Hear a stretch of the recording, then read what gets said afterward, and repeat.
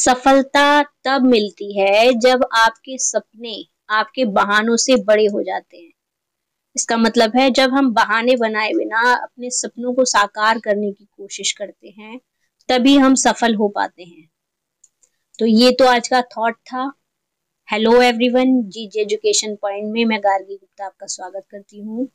आज हम स्टार्ट करेंगे यूजीसी नेट क्वेश्चन पेपर 1 जून 2023 की कुछ इम्पोर्टेंट क्वेश्चंस जो रह गए थे मुझसे, उनको हम डिस्कस करेंगे।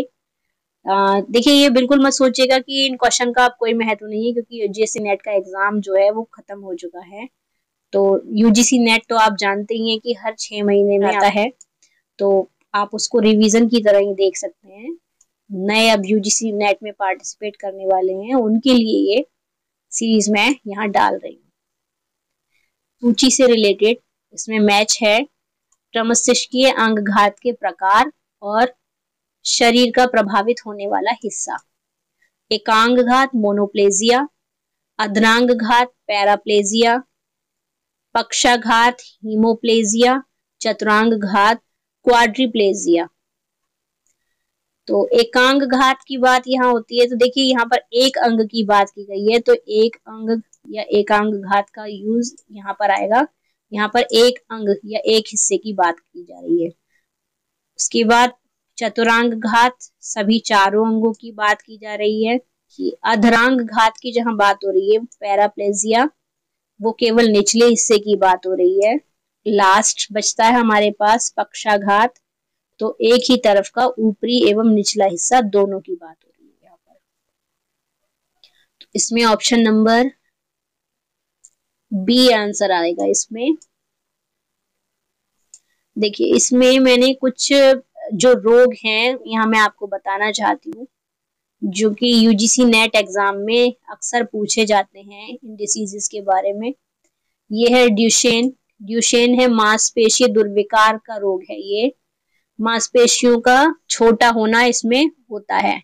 प्रमस्तिष्कीय घात गतिविधि एवं भंगिमा संबंधी विकार है। ये जन्मजात सेरेगोमेटो विसर्पिका से संबंधित विषाणु रोग है। ये डिस्लेक्सिया पठन दोष, निस्टैगमस, ना चाहते हुए भी जो बार बार आंखों को घुमाता है उसे निस्टैगमस रोग कहते हैं। दृष्टि वैषम्य, धुंधला दिखना या कार्निया के असमान होने से होता है। ये ग्लूकोमा, आंखों में नमी जब खत्म हो जाती है तो उससे होता है।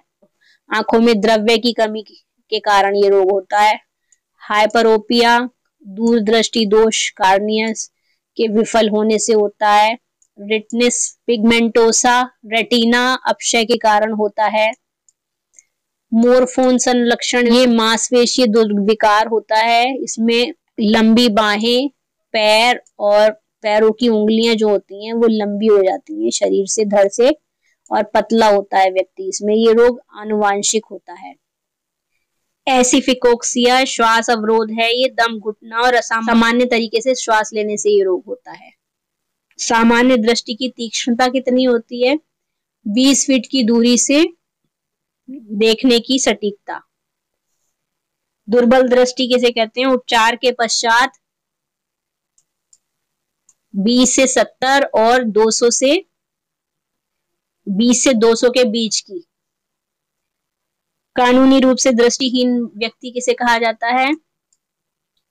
20 से 200 के बीच जिसका दृष्टि दोष होता है, 20/200 जो होता है। स्नायविक दृष्टिगत निशक्तता, मस्तिष्क के उन भागों की क्षति जिनका संबंध दृष्टि संबंधी कार्यों से होता है। देखिए, प्रमस्तिष्कीय घात जो है इसके 3 प्रकार हैं, स्पास्टिक, एथराइड और एटाक्सिक। 3 प्रकार हैं प्रमस्तिष्कीय घात के। सृजनात्मक प्रक्रिया के निम्नलिखित सोपानों को आरंभ से अंत के क्रम में व्यवस्थित कीजिए। तो इसमें सृजनात्मक प्रक्रिया के स्टेप्स देने हैं, सोपान देने। पहला है तैयारी, उसके बाद है संकेंद्रण, उसके बाद है उद्भवन, उसके बाद प्रदीपन, प्रदीपन के बाद आता है सत्यापन। तैयारी, संकेंद्रण, उद्भवन, प्रदीपन, सत्यापन। ये है ऑप्शन नंबर सी, इसमें हमारा आंसर हो जाएगा। विषय डिसिप्लिन आधारित पाठ्यक्रम की अभिकल्पना का मॉडल मूलतः शिक्षार्थी केंद्रित है, अध्यापक केंद्रित है, विषय केंद्रित है या सामाजिक पुनर्निर्माण केंद्रित है।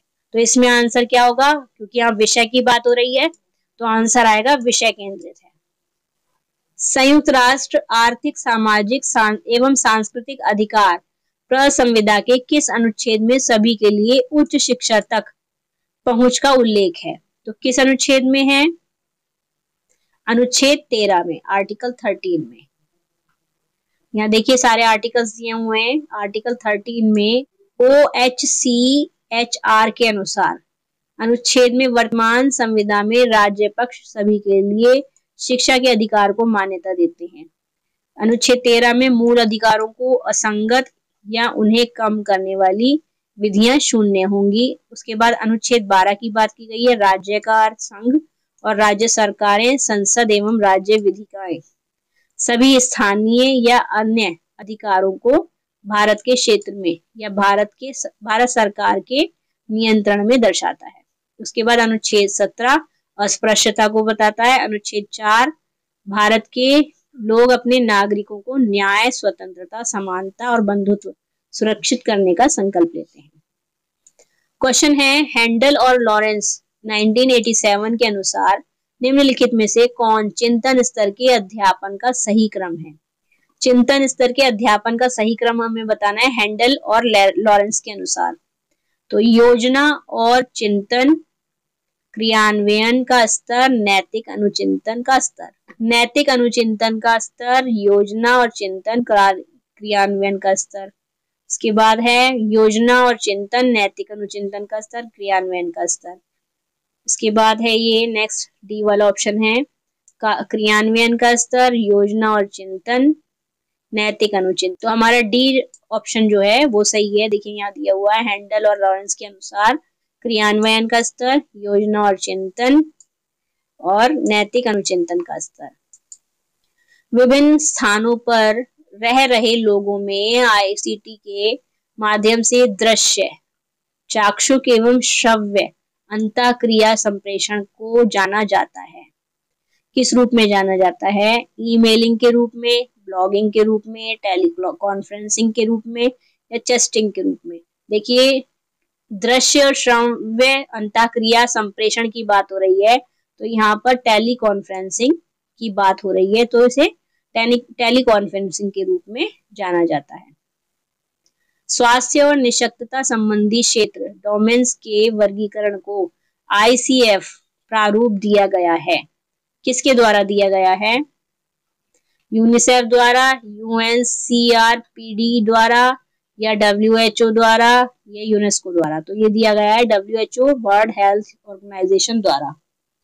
यदि कोई बालक बालिका सही दृष्टि क्षमता एवं शारीरिक गठन होने के बावजूद भी दीवार घड़ी के समय बताने में बार बार कठिनाई का अनुभव करता है तो वह प्रदर्शित करता है कि वह बालक डिस्लेक्सिया, डल, डिस्ग्राफिक या डिस्प्रैक्सिक। तो यहाँ आएगा डिस्लेक्सिया का बीमार है, डिस्लेक्सिया का मरीज है, क्योंकि उसमें पठन दोष है, पठन विकार है, वो घड़ी की सुइयों को देख नहीं पा रहा है। देखिए इनके बारे में अभी हमने डिस्कशन कर ही लिया था। डिस्लेक्सिक यानी बोलने, पढ़ने, लिखने और शब्दों के उच्चारण करने की क्षमता को प्रभावित करता है। मंदता यानी कमजोर बुद्धि को बताता है। डिस्ग्राफिक यानी लेखन में कठिनाई जब होती है तो डिस्ग्राफिक का वो किया जाता है। और डिस्प्रैक्सिया दिमाग से जुड़ा एक मोटर विकार है जो न्यूरॉन्स की अनुत्तरदायी या विविध विकार के रूप में जाना जाता है। शिक्षार्थी के ई पोर्टफोलियो को तैयार करने में निम्नलिखित में से किस उपकरण का प्रयोग किया जा रहा है? ई पोर्टफोलियो के लिए हम महारा का यूज कर रहे हैं। शिक्षार्थियों के ई पोर्टफोलियो को तैयार करने में महारा उपकरण का प्रयोग किया जा रहा है। इसके अलावा कौन से हैं? बिहांस, एडोब पोर्टफोलियो, मोरफोलियो, फैब्रिक और स्क्वायरस्पेस। निम्नलिखित में से कौन सी अधिगम प्रबंधन प्रणाली LMS नहीं है? ठीक है, लर्निंग मैनेजमेंट सिस्टम पर आधारित नहीं है। कौन सी अधिगम प्रबंधन प्रणाली? तो इसमें दिया है आंसर स्वयं प्रभा नहीं है। ये स्वयं प्रभा जो है एक चैनल है 24/7 के आधार पर। इसमें स्वयं प्रभा में इस समय वर्तमान में 40 चैनलों का समूह है और पाठ्यक्रम आधारित पाठ्यक्रम सामग्री है। ये GSAT-15 उपग्रह के द्वारा इसको तैयार किया गया। तो ये LMS नहीं है, लर्निंग मैनेजमेंट सिस्टम के अंतर्गत नहीं आता है। निम्नलिखित में से कौन सी वेब 2.0 उपकरण की एक विशिष्ट विशेषता है? स्थिर वेब पृष्ठ, इंटरनेट ऑफ थिंग्स, अंतःक्रियात्मक सोशल मीडिया या ब्लॉकचेन? तो इसमें आंसर आएगा सी, अंतःक्रियात्मक सोशल मीडिया। जिला शिक्षा व प्रशिक्षण संस्थानों की प्रमुख भूमिका है। कौन सी भूमिका है इनकी? अध्यापक, विद्यालय और समुदाय के संयोजन को सुदृढ़ करना, बिल्कुल ठीक है। राज्य पाठ्यचर्या प्रारूप बनाना, नहीं, राज्य नहीं होगा क्योंकि यहाँ जिले की बात की जा रही, तो ये वाला ऑप्शन हमारा गलत है। माध्यमिक विद्यालय के विशेष शिक्षा अध्यापकों हेतु प्रशिक्षण कार्यक्रमों का आयोजन, नहीं, जिले की बात की जा रही है और माध्यमिक जो है वो राज्य से जुड़ा हुआ होता है। अध्यापक प्रशिक्षण के प्रभाव के संबंध में आवधिक शोध करना, हाँ ये सही है। प्रासंगिक प्रशिक्षण मॉड्यूल बनाना, तो ये भी ठीक है। तो हमारा A, D and E option आएगा ऑप्शन नंबर A के अंदर। यूनेस्को ने किस वर्ष में शिक्षा को वैश्विक समान अच्छाई के रूप में मानने का अभिवचन किया? कौन से वर्ष की बात हो रही है? तो वर्ष 2015 में यूनेस्को ने ऐसा काम किया है। देखिए, यूनेस्को ने 2015 में शिक्षा को वैश्विक अच्छाई के रूप में मानने का अभिवचन किया है। यूनेस्को मुख्यतः शिक्षा, प्राकृतिक विज्ञान, सामाजिक एवं मानव विज्ञान, संस्कृति एवं सूचना एवं संचार के जरिए अपनी गतिविधियां संचालित करता है। इसके अनुसार क्या है? इसमें शिक्षा सीखने को सुविधाजनक बनाने या ज्ञान, कौशल, मूल्य, विश्वासों और आदतों के अभिग्रहण की प्रक्रिया है। भारत 1946 की स्थापना के बाद से यूनेस्को का सदस्य रहा है। यूनेस्को का मुख्यालय फ्रांस में है, पेरिस में। वैश्विक स्तर पर यूनेस्को शिक्षा का उद्देश्य सभी उम्र के शिक्षार्थियों को उच्च, शांतिपूर्ण, सहिष्णु, समावेशी और सुरक्षित समाज के निर्माण के स्थानीय और वैश्विक स्तर पर सक्रिय भूमिका निभाने के लिए सशक्त बनाना है। पेडागोजी ऑफ अप्रेस्ड, दमितों का शिक्षा शास्त्र पुस्तक में भेद दिया गया है। किसके बारे में दिया गया है? ऑप्रेस, अत्याचारी और दमित के बारे में। ये पाउलो फ्रेरे ने बुक लिखी है, ठीक है। राष्ट्रीय पाठ्यचर्या प्रारूप 2005 ने बल दिया है कि अध्यापक शिक्षा पाठ्यक्रम में अध्यापकों की भाषा दक्षता में अभिवृद्धि होनी चाहिए। क्यों होनी चाहिए? अध्यापक शिक्षा कार्यक्रम अध्यापकों के लिए भाषा की केंद्रीयता को मान्यता नहीं देता है, बिल्कुल ठीक बात है। अध्यापक अपर्याप्त संचारक है, नहीं। त्रिभाषा नीति बेहतर कार्य करती है। विदेशी भाषा होने के कारण अंग्रेजी ठीक तरह से नहीं बोली जाती है। तो हमारा ऑप्शन नंबर ए इसमें आंसर होगा। NABET के अंतर्गत प्रत्यायन योजना में किसकी गुणवत्ता सम्मिलित है? पूर्व प्राथमिक विद्यालय अभिशासन, प्राथमिक विद्यालय अभिशासन, माध्यमिक विद्यालय अभिशासन या विद्यालय अभिशासन? तो यहाँ पर आंसर आएगा डी, विद्यालय अभिशासन। NABET के अंतर्गत प्रत्यायन योजना में विद्यालय अभिशासन की गुणवत्ता सम्मिलित होती है। इसके छात्रों के समग्र विकास के उद्देश्य से समग्र शिक्षा कार्यक्रम के प्रभावी प्रबंधन और वितरण के लिए ढांचा प्रदान करने की दृष्टि से देश में गुणवत्ता स्कूल शासन के लिए प्रत्यायन कार्यक्रम की पेशकश कर रहा है। निम्नलिखित में से कौन सा शिक्षा हेतु प्रौद्योगिकी का एक उपागम है? सविमर्श उपागम, रचनात्मक उपागम, खोज उपागम या पद्धति उपागम? तो इसमें आंसर आएगा पद्धति उपागम या सिस्टम अप्रोच। प्रौद्योगिकी आधारित अधिगम उपागम के अंतर्गत शिक्षण जिसमें शिक्षक पढ़ाने के लिए प्रौद्योगिकी का उपयोग करते हैं, शिक्षार्थी प्रौद्योगिकी की सहायता से सीखते हैं, अध्याय में प्रकाशित प्रौद्योगिकी आधारित निर्देश का मूल्यांकन करते हैं। प्रेषक सूचना प्रौद्योगिकी पाठ्यचर्या एकीकरण का विश्वकोश शिक्षा हेतु प्रौद्योगिकी का एक पद्धति उपागम है। पद्धति उपागम शिक्षण विधियों को जन्म देता है, कुछ सीखने का तरीका जो सीखने वालों की मदद करने के लिए कक्षा की गतिविधियों तकनीकों का उपयोग करता है, यह उपागम की श्रेणी में आता है।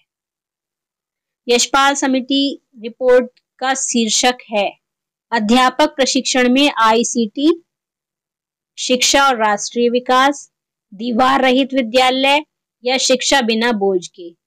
यशपाल समिति रिपोर्ट का शीर्षक था शिक्षा बिना बोझ के। 1993 में यशपाल समिति ने अपनी रिपोर्ट सरकार को सौंपी थी, जिसमें बस्ते का बोझ कम करने के उपाय बताए गए थे। आरपीडब्ल्यूडी अधिनियम 2016 में निम्नलिखित में से निशक्तता की कितनी कोटियां शामिल हैं? तो 21 कोटियां इसमें शामिल हैं।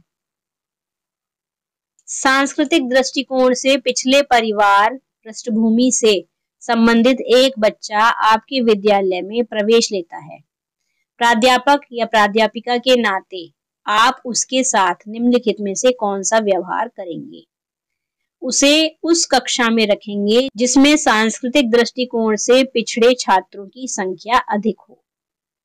अध्यापक को बच्चों के सांस्कृतिक पृष्ठभूमि की अधिक जानकारी प्राप्त को कहेंगे, यहाँ होगा करने को कहेंगे।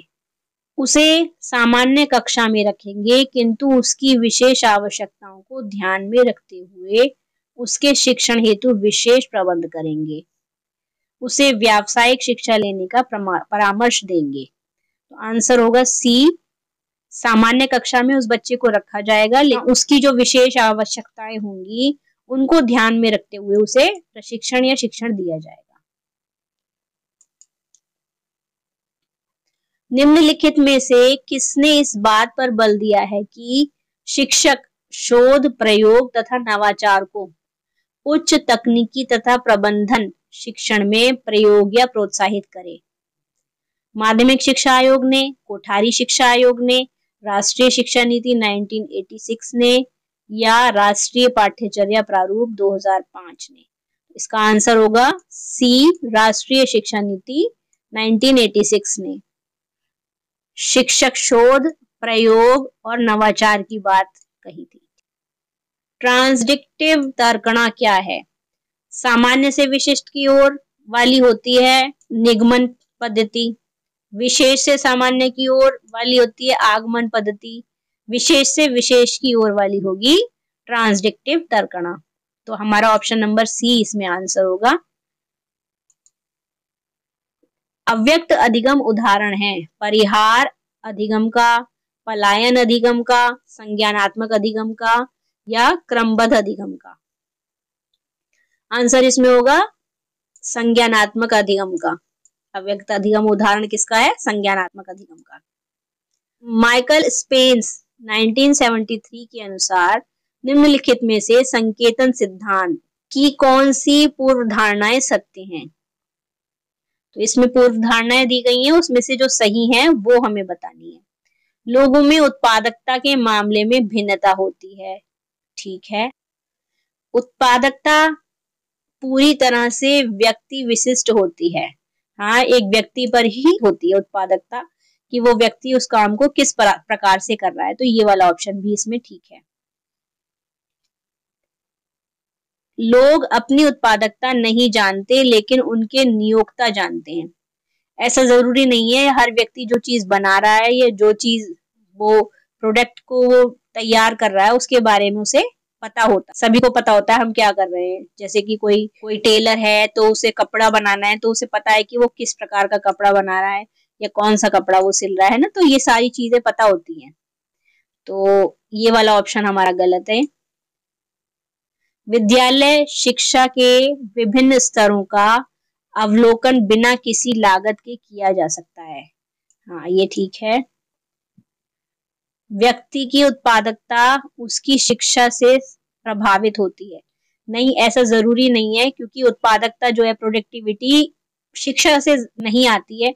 बहुत सारे अनएजुकेटेड पर्सन भी होते हैं जो बहुत अच्छी चीजें बनाते हैं, अच्छी चीजों का निर्माण कर सकते हैं। तो हमारा ए, बी एंड डी ऑप्शन इसमें सही आंसर होगा। तो ये हमारा आएगा ऑप्शन नंबर सी के अंदर, ये ऑप्शन आएगा। माइकल स्पेन के अनुसार संकेतन सिद्धांत की पूर्व धारणाएं क्या हैं? लोगों में उत्पादकता के मामले में भिन्नता होती है। उत्पादकता पूरी तरह से व्यक्तिनिष्ठ होती है। विद्यालयी शिक्षा के विभिन्न स्तरों का अवलोकन बिना किसी लागत के किया जा सकता है। ठीक है, ये 3 ऑप्शन हमारे सही हैं।